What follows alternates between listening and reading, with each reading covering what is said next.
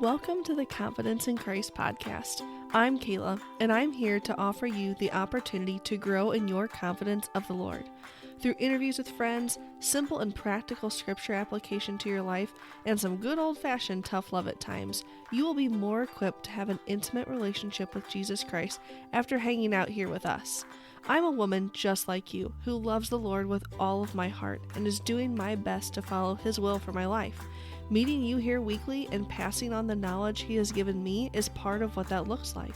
I am so honored that you're here, and I can't wait to help you get to know God in new and exciting ways through the podcast.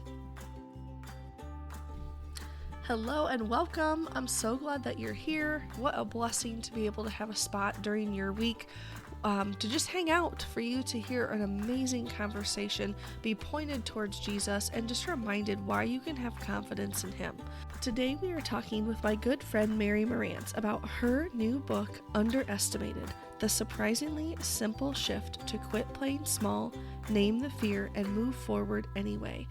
And isn't that what we all want? Like, we just want to not be underestimated. And what we're going to find out in our conversation with Mary is that it's not always other people that are underestimating us. A lot of times it's us. And that is what we are going to talk about today, seeing different examples and just the practical steps that we can take away from her new book that literally walks us through how to do it. But Mary, she is the girl who grew up in a single-wide trailer in rural West Virginia before making her way all the way to the hallowed halls of Yale Law School, only to end up still not feeling like enough. Like she wrote in her first book, Dirt, what if success is where the real trouble began? What if we get everything we ever wanted only to find out it still doesn't change a thing about not liking the skin that we have to do life in? She spent the last 5 years figuring out how to separate her worth from her achieving. In other words, figuring out who she is apart from what she does. And today she helps people like us own the muddy parts of our stories and give up the achieving for our worth. And man, oh day, does she need us in that today with the conversation that you're about to hear. And her authenticity, her just quirkiness is so much fun. You're gonna fall in love with Mary and want to just hang out with her, read her books, listen to her podcast, all the things. She is just such a joy. So let's get ready and let's dive in with Mary.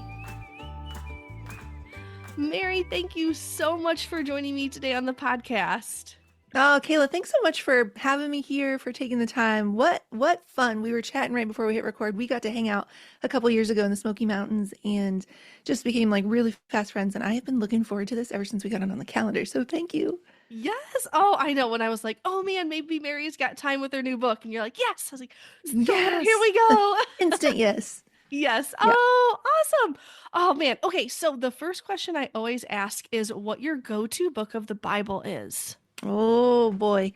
Okay, so I'm just gonna give you like the knee-jerk, like honest answer, Yeah. which is I feel like this is probably up there with being like it's John 3:16. Not that that's not a great one, but like it's gonna sound really obvious, I guess, which the answer is the Psalms.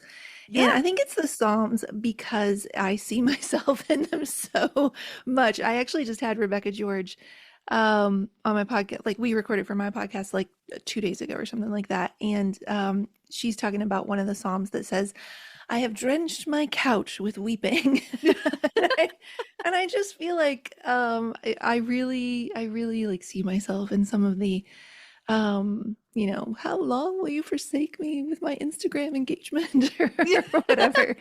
So I in genuine, like being genuine, like I feel like they allow us to be human. They allow us to have those moments of temper tantrums and like, where are you, God? What are you doing? Like my bones are dry. And then Psalm 23 in particular, I would say, I think a lot of us really associate that with funerals. We hear that a lot with like, yea, though I walk through the valley of the shadow of death, I will fear no evil. Thy rod and thy staff, they comfort me. You lead me beside still waters. You causeth me to lay down in green pastures. And I've really come to appreciate that one in particular. Just even the last few years, this idea of yay that I walk through, that these hard things that we might find ourselves going through the last couple of years, a lot of people can resonate with that. It's the only way out is through. It's not Mm, over, it's not around, it's not under, it's through. And just the peace and the gift that's waiting there for us in this like laying down in green pastures, right? We see yeah. that so much in like my yoke is light, like freely and Yeah. lightly. We talk about that one a lot, but there's actually a lot of rest and peace offered right there in Psalm 23. And so I would say that, or like one of my other favorite answers would be I once heard John Acuff compare the Proverbs to the Twitter of the Bible, which makes Oh. me laugh because it's like punchy, like life wisdom in 140 characters or less. So one of those two is my answer. Oh, I love that. And I'm so with you on the Psalms. Like, they allow us and give us permission to be whatever emotion we are at the moment. Like, Yeah. I'm mad, I'm okay, I'm Yeah. questioning, like, whatever it is, like, God just meets us there and it gives us Mm. permission. And honestly, sometimes it gives us words for what we're feeling when we can't even, like, pinpoint or point at what that emotion is on the inside. Like, David and all the other psalmists are like, we got you. Don't worry. Like, Yeah. you can just read this. So, That's right. I love that. That's Yeah. awesome. Okay, can you tell us a little about who Mary Marantz is? Oh gosh. Well, we'll give you kind of like the elevator pitch, and then we'll get into some more layers. Perfect. I was born and raised in rural West Virginia. I grew up in a single wide trailer in rural West Virginia. I was born in 1980, so classic, child of the 80s, teenager of the 90s.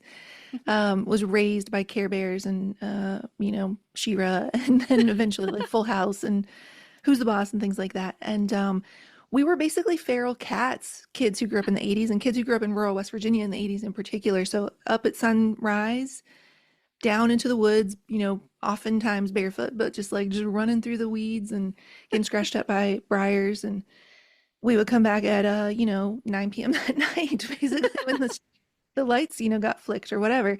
And I look back on that childhood now and I think I do not know how I'm still alive. Right. Rattlesnakes and stepping on hornets' nests and walking over logs over waterfalls. Like it's just fascinating to me that I made it, but here I am.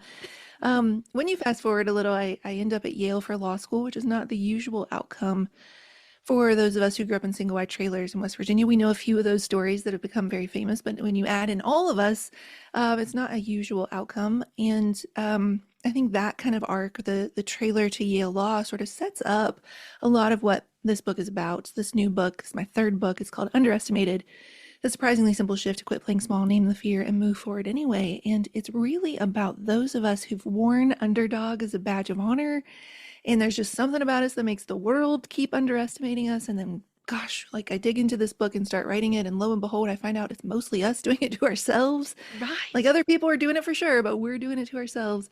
It's like 80-20 or something like that. Yeah. And yeah, I speak fluent movie quote. So you see that a lot through this book, and, very quirky and dance in my kitchen, but I'm an Enneagram 4, so I'm very deep, very introspective. I love the melancholy and the bittersweet and the tension of the beauty and the pain.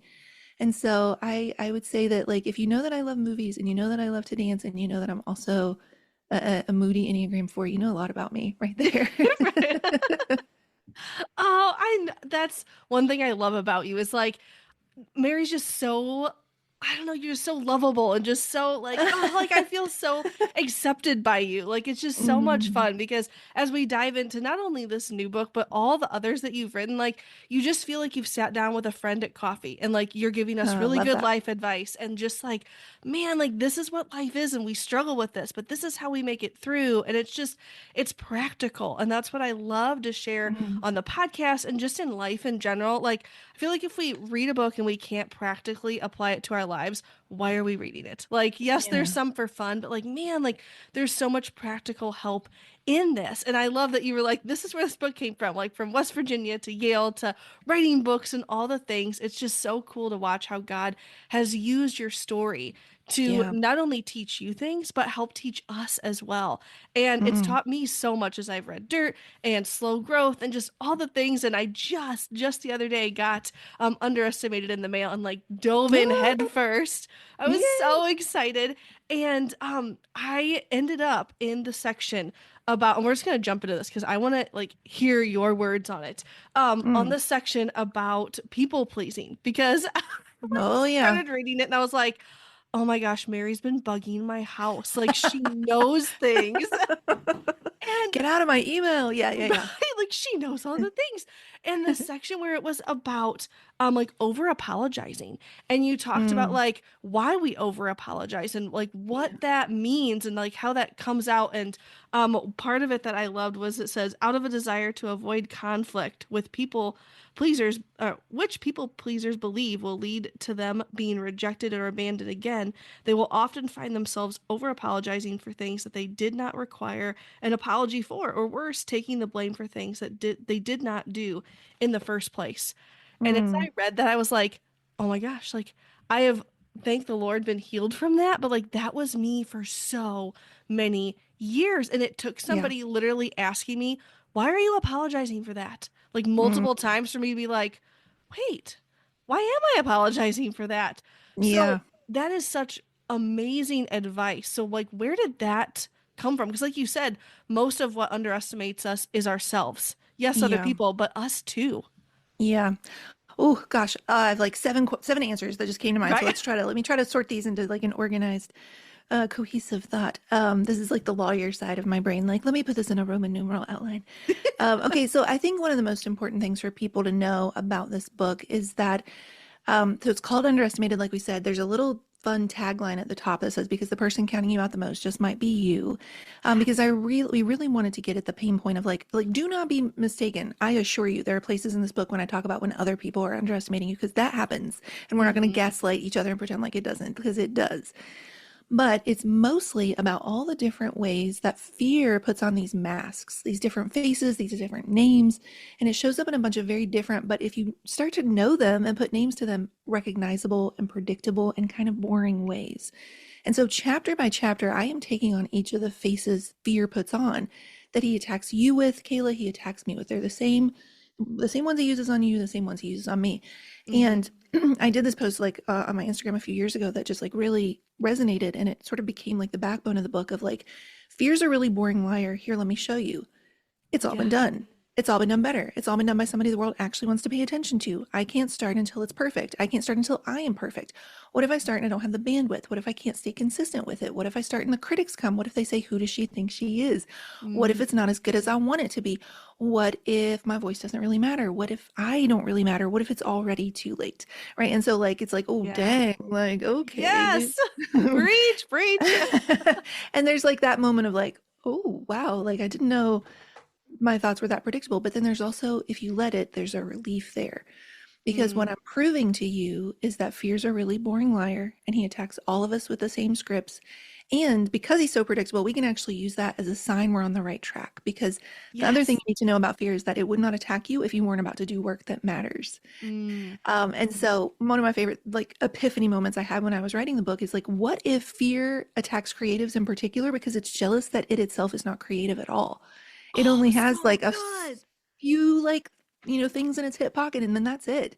And so once you can recognize it and actually like spot it and catch it, you're able to beat it a lot faster. And so chapter by chapter, I go through some of those most popular faces fear puts on, procrastination, perfectionism, overthinking, imposter syndrome, criticism, fear of failure, even fear of success. There's 14 of them all together. Yeah. People pleasing is chapter 9. And I say people pleasing is a lonely intersection, and it exists at the crosshair intersection of paid her dues and waited her turn. Mm, This waited her turn is the people pleasing component, and the paid her dues is a permission that never comes. mm-hmm. And so I say all of that as a setup and context for, for people who haven't gotten the book in the mail yet, Yeah. to see it.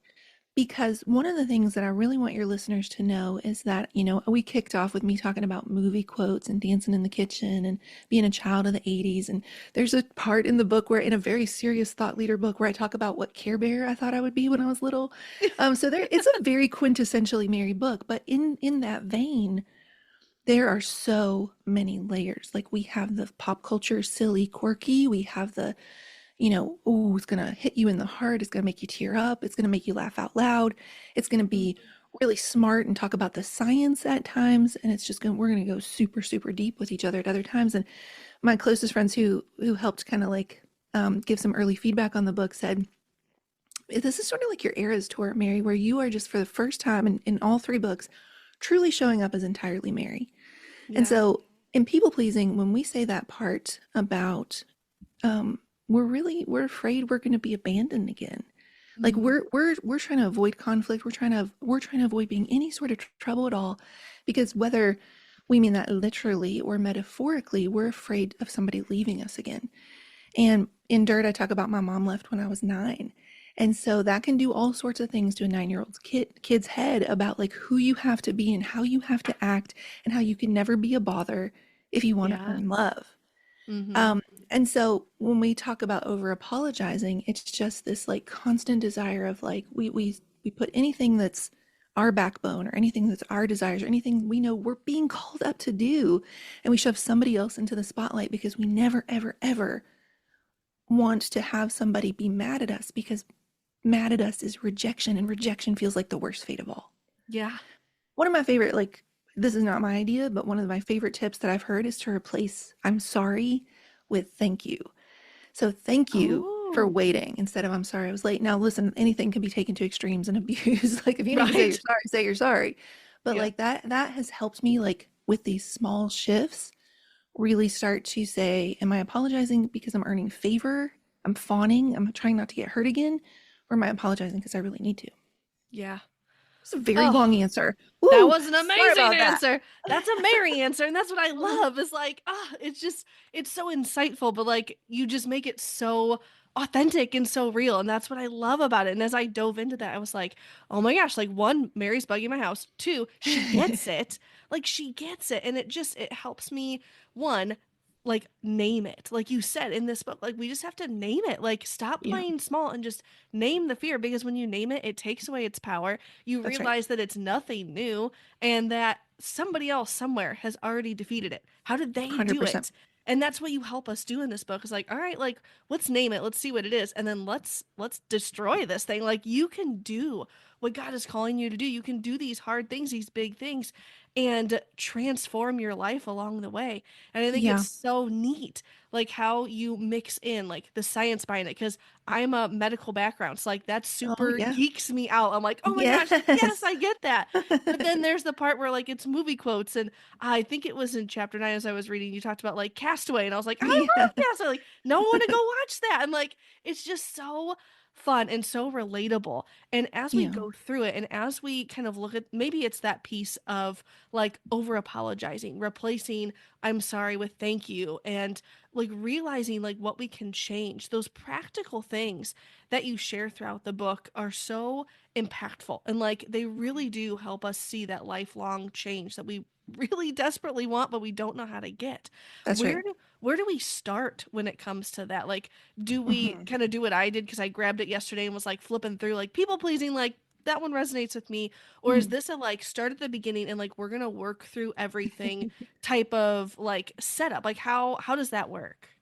Yeah, that's, man, I love that question. Nobody has asked me that question, and I think that's really insightful. I do think that it is set up where if you're okay, so I'm gonna be Coach Mary. I'm gonna be Do Coach it. Mary. Everybody listening, I'm We're gonna be Coach taking Mary. it. We know we all have busy lives and that sort of thing, and it is very tempting to go, okay, I just gotta like, I'm gonna go right to the one that I think is the problem. You absolutely can do that with this book. However, as you can probably tell just from the 20 minutes or so we've already spent together, Mary builds. Mary builds on things I said before. You know, Yeah. it's like we're laying a foundation, then we're laying another coating, we're laying another coating. So I promise you, you will get the most out of this book if you just go start to finish with me on a journey, because I'm a very linear teacher. I'm a very logical teacher, but I'm also like, this is going to connect back and circle back in a way where it's not going to make sense if you haven't read that part in that Right. chapter 2 chapters ago. So you can, if you're like, you get the book and you're like, oh, I'm in like a spiral of perfectionism today, I'm just going to start with that chapter, do it. But like, make the time for yourself to experience this whole journey. It is, sometimes journey can be like a cliche term, but I'm truly like, when I teach in my writing course authors, I'm talking about like, what is the arc of transformation? And are you making good on that promise? I'm taking you on an arc of transformation in this book. Like, I Yeah. truly believe if you read this and you let it sink in and you do the work that I'm telling you to do, you will be different by the end of this book. You will Mm, be. Like, I yeah. can stand on that. Yeah. So, yes, love all of that. Love that is like a, I love that you can come back to it after you go through the whole arc and you're like, yes, and now I can super identify these things really quickly. Because Kayla, that was my biggest part. My biggest like goal with this is, when I was teaching before I was ever an author, I was a photographer with my husband, Justin. We would teach photography courses and I have a big teacher's heart. And one of the things I realized about the way that I teach is that we as humans are wired to learn by story and we're wired to learn by incredibly visual metaphors. And we see the greatest storyteller who ever was, Jesus, doing this.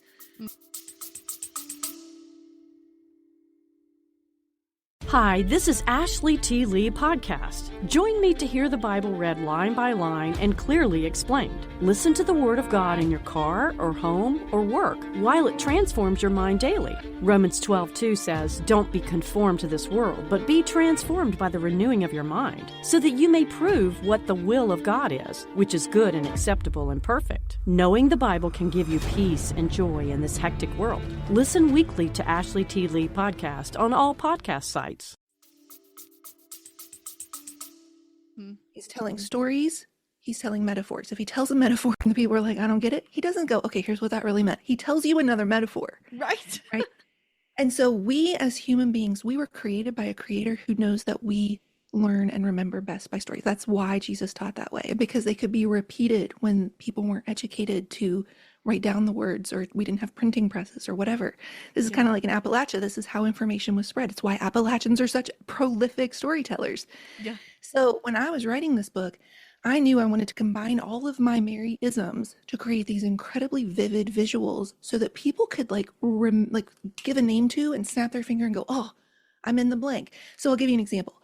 In chapter 7, Overthinking, I talk about once you kind of get your overthinking under control, perfectionism is going to swoop in a few ways to try to send your overthinking back into overdrive.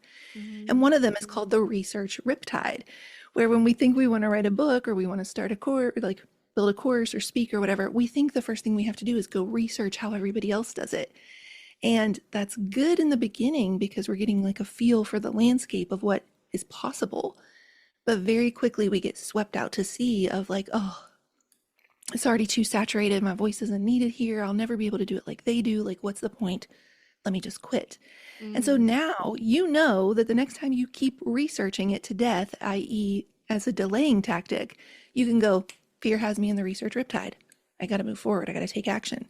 And so the more I can give you really specific, memorable visuals that just stick with you, the easier it will be to call out fear as a boring liar for being so predictable. I see what you're doing, fear. You're here. You're in the room. You're not going to leave. But I'm able to move forward anyway. Yeah.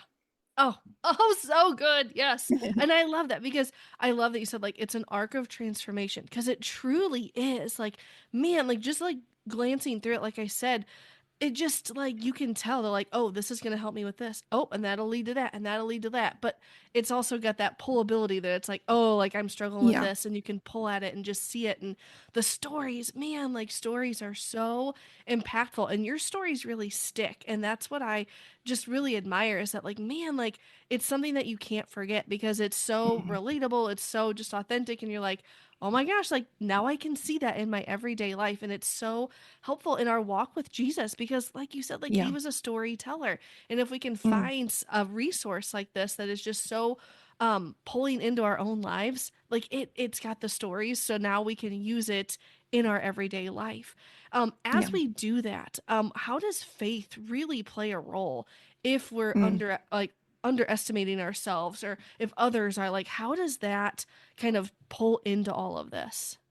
Yeah. So my first two books, Dirt and Slow Growth equals Strong Roots, those are specifically Christian books. Underestimated is also kind of a crossover book. So everything runs through the filter of my Christian faith, but it's also just got that kind of crossover mainstream sort of appeal, as it were. But the biggest thing that I would say is like, there are two kinds of T's. There's capital T trust, which is we're ultimately putting our ultimate hope and our ultimate trust in God. And then there's little t trust, which I'm going to define as stewardship. And it's like our ability to trust ourselves to steward well the things we're being entrusted with, right? Like what is our capacity? And so chapter 3 is called Self-Sabotage is a Shot Glass. And that idea really came to me when I had Dr. Allison Cook on my podcast, which is called The Mary Marantz Show. And I had just seen on like one of those I'm okay, we're just getting real with everybody now. Okay, here we go. Do it. One of my super guilty pleasures, like most people have The Bachelor or like the Kardashians or whatever. I have super cheesy success accounts on Instagram. That's awesome. Mostly because I started following them because I like to make fun of them in my head. You know, these are the ones that have like a lion and a Lamborghini, roar until you get everything you came for. And anyway, then some of them started to be good, and I was like, oh, maybe there is something here. I don't know. And one day I was scrolling by and I saw just a real quick scroll by of a post that said, if you believe that you have the capacity of a shot glass, you know, you could also say a thimble, like a small container. Then anytime you start to get a little bit more than that, you will subconsciously self-sabotage yourself until you fit back into the tiny containers you believe you belong in. And I've never seen such a clear explanation of self-sabotage in my life. Yeah. And it said, you know, if you want to stop doing that, you have to expand your capacity, expand it until it's like an infinity pool. And I was like, of course it had to be an infinity pool on an account like this. But you get the idea. We have to expand the capacity we have for self-trust. And I don't think that those two things are in tension. I don't think they have to be in tension. I'm not talking about self-sufficiency or not living a life of surrender. I'm talking about good stewardship and doing well with the talents and the gifts that we've been given. And a lot of people, like that one person who was given one talent, got afraid that they couldn't handle it well or steward it well, and so they buried it instead of, you know, letting it be a light that would shine. And so anyway, I had Dr. Allison Cook on the podcast, and I was telling her about this post, and I was like, how do we start to break out of that if most of the time we don't even realize we're doing it? And she had a part in her book that said, for those of us who grew up in, you know, scarcity and instability and a bit of chaos, we can go through life in survival mode, essentially. Yeah. And unless we can start to disrupt that pattern of chaos feeling familiar and us returning to chaos because it feels familiar, by setting what she called these small but important commitments to ourselves. They had to be small, like small steps at a time, but they also had to matter to us. And then we had to actually keep them.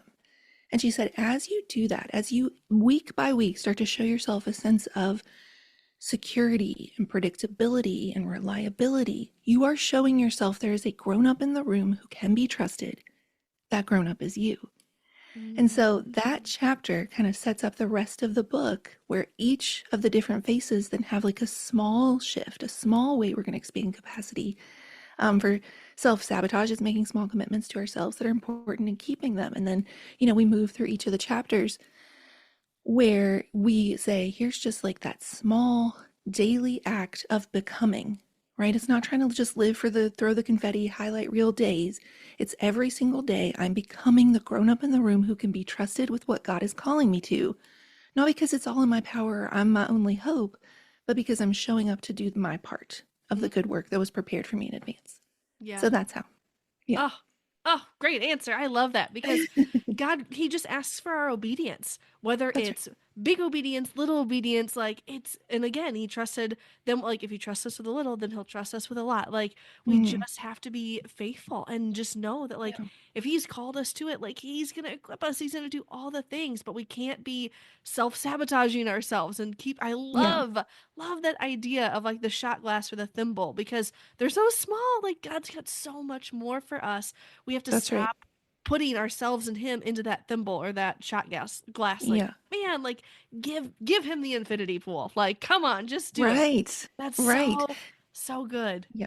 And when I really started to think about it, Kayla, I think there are some people, and I've certainly had moments of my life like this too, where the struggle that I'm having is a big T trust problem. Do I not trust that God is good all the time and that he will work this out for my good? Not necessarily my like my want, but my good.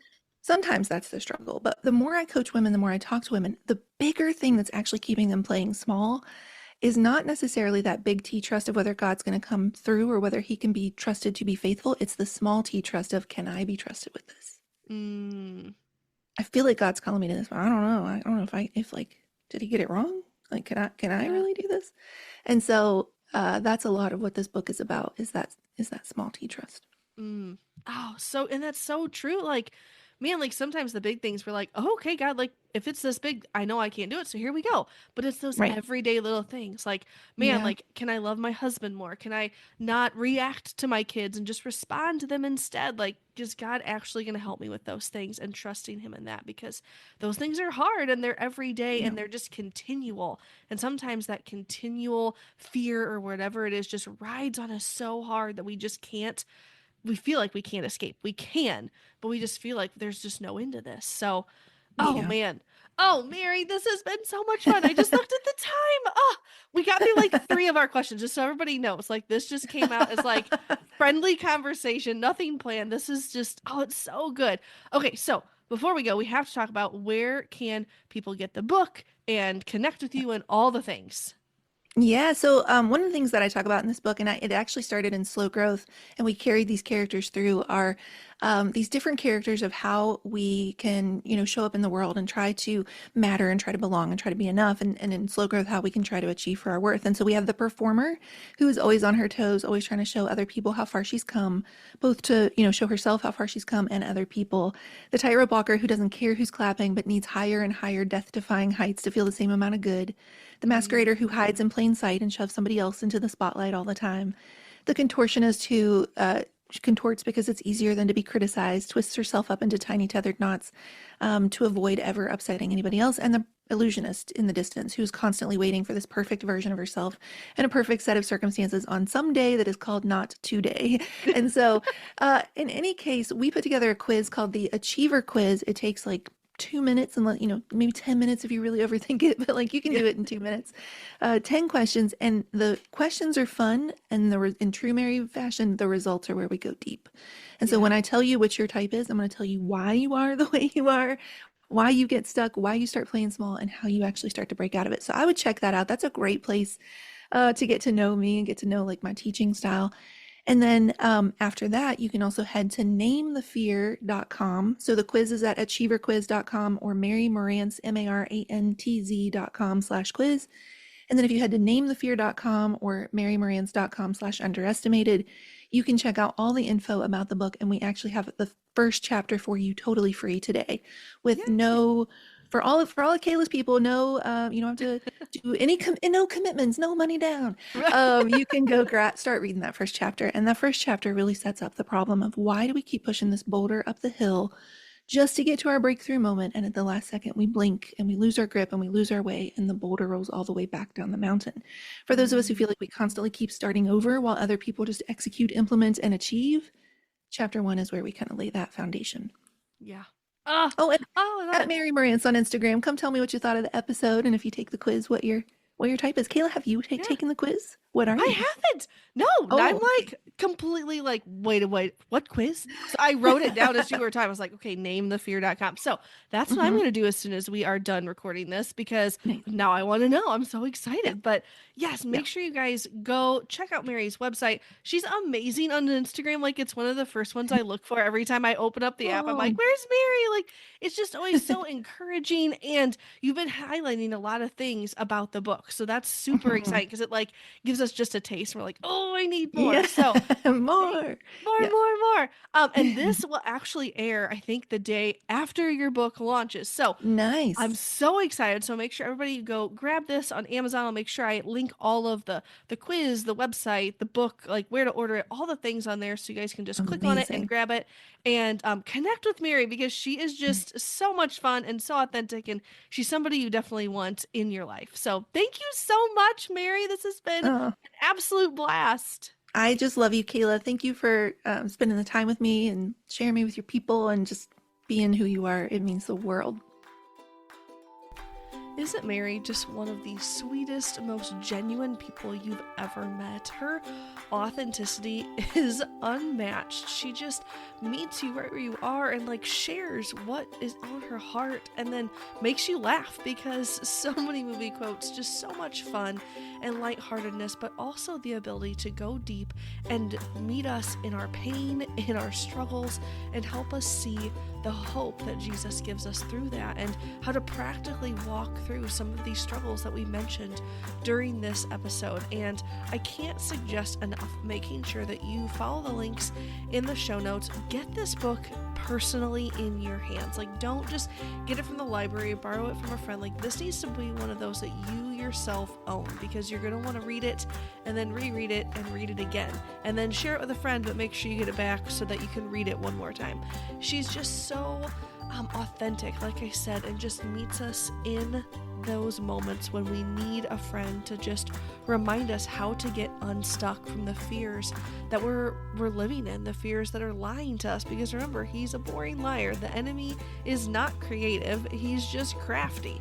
And you know what? We can see what he's going to do. We can stop him in his tracks and stand in the authority that God has given us. And man, does she help us do that with this book. We get to see what it looks like and how we can just stop it right then and there. And that is freedom that we all are longing for. So make sure, go to the show notes, grab all the things, make sure you follow her on Instagram, because I'm not kidding, I do look for her posts and things like that when I'm over there just kind of scrolling and doing my thing, because it's always encouraging and she's always just a bright light in that zone. So make sure you do that as well.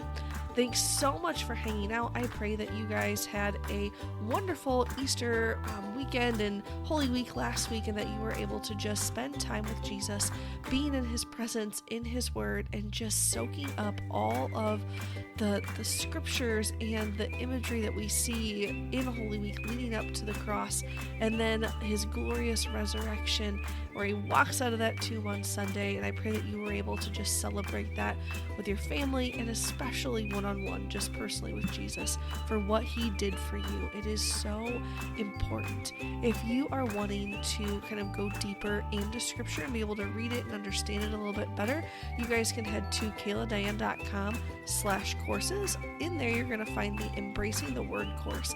And what that does is it actually teaches you how to open up the Bible, read it, but then also see Jesus throughout the entire thing. Embrace who he is and what he's telling you in scripture. So if that's something that you're like, man, like it was great during Holy Week, but I wish there was more depth, that is the place you can go to be taught how to do that. And it's a quick 30-day thing. It doesn't take a ton of your time each day, but it just walks you through how to do that in a pretty easy and practical way. So make sure you follow the link for that as well.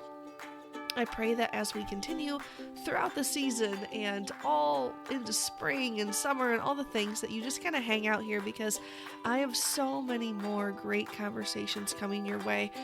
This season will wrap up in June, so we've got a lot to go, but man, oh day, is God giving me some amazing authors and friends and just everyday people for you to hear from about how you can grow your confidence in Jesus. And I can't wait to share them with you. I'll be back here next week. Can't wait to see ya. If this episode encouraged you, please take a moment to leave a review on your favorite podcast player. It blesses me and blesses others by letting them know how much this has impacted you. For more resources, please visit my website at kayladiane.com.